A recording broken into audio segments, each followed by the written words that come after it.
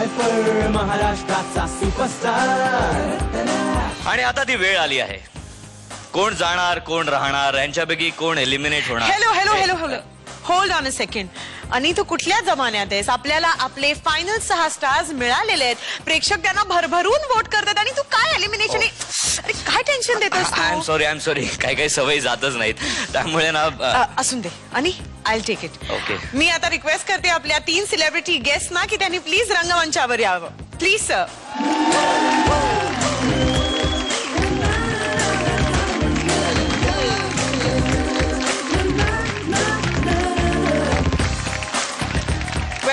Rakesh sir, Sanju sir, Raju sir, तुम्ही आता ह्या सगळ्यांचे परफॉर्मन्सेस बघितलेले आहेत. म्हणजे एक तुम्हाला काय वाटलं परफॉर्मन्सेस बघून? मला परफॉर्मन्स वाईज खूप मजा आली. सगळ्यांचे परफॉर्मन्सेस मला खूप आवडले. 2 गोष्टी मला सांगायला आवडतील. See this is just a beginning. मग याच्या पुढे तुम्हाला अजून खूप पुढे जायचंय आणि तुम्ही इथे सुपरस्टार नाही झालात नो प्रॉब्लेम. तुम्हाला पुढे जाऊन सुपरस्टारच व्हायचं ना. So I think you should fight for that. But all the best guys. I really enjoy the show. Thank you so much sir. Rakesh sir, what do you have to say? माझ्या मते हा उत्कृष्ट प्लॅटफॉर्म मिळाला ज्याच्यामुळे पुढच्या आयुष्यात तुम्हाला काही प्रॉब्लेम्स येऊ नयेत असं मला वाटतं. बाकी इट्स ऑल रिटन. हे इथे आहे. Thank you so much sir. Raju sir. मी एक तर सगळ्यांचं अभिनंदन करतो कारण 5000 मुलांमधनं तुम्ही इथपर्यंत पोहोचलात. माझ्यासाठी तुम्ही 6 सुपरस्टार आहात. मी असं म्हणेल की ऑल द बेस्ट. तुमच्या 6 जणांमध्ये सुपरस्टार बनायचं नक्की टॅलेंट आहे. Thank you. Thank you so much sir. Thank you.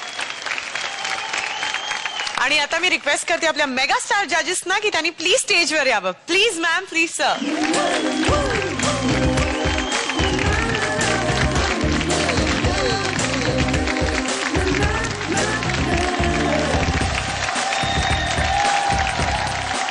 Mahesh sir, Supriya ma'am, हे आपले स्टार्स तुम्ही घडवलेले, तुम्ही जज केलेले, आता मेगा फायनल साठी कम्पीट करतायत.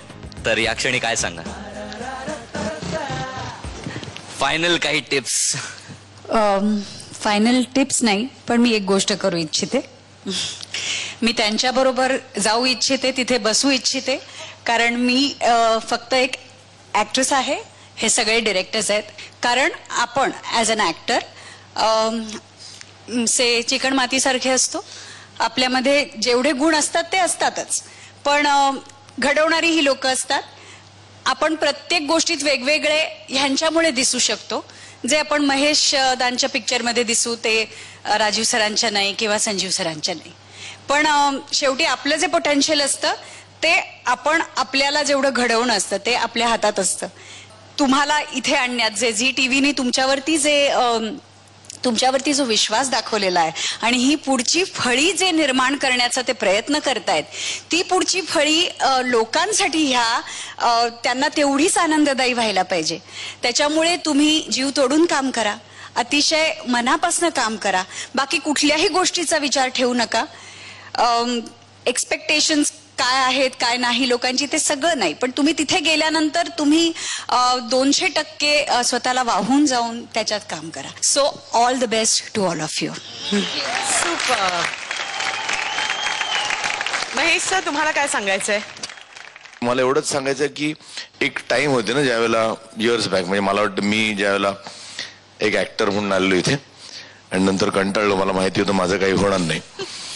आणि पण त्यावेळेला टेलिव्हिजन पण एवढं मोठं नव्हतं जे आता आहे, त्यामुळे काही स्कोप नव्हता. म्हणून मी आपलं गपचूप डिरेक्शनकडे वळलो, कारण तिकडे खूप कॉम्पिटिशन नव्हती. तेव्हा रामगोपाल वर्मा आला नव्हता आणि खूप जण कारण रामगोपाल वर्माने त्यावेळेला नंतर जवळजवळ आठवड्याला एक ब्रेक सुरू केलेला.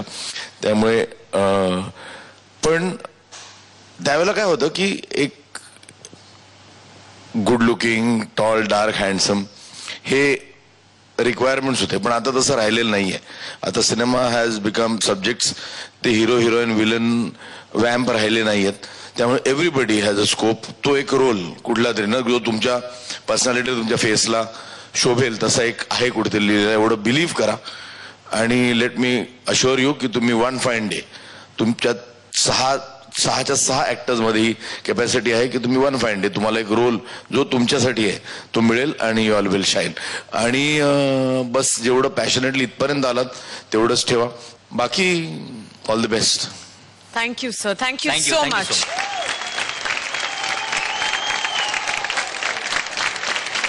मी आपल्या 6 स्टार्सना विनंती करतो की त्यांनी प्लीज स्टेजवर यावं.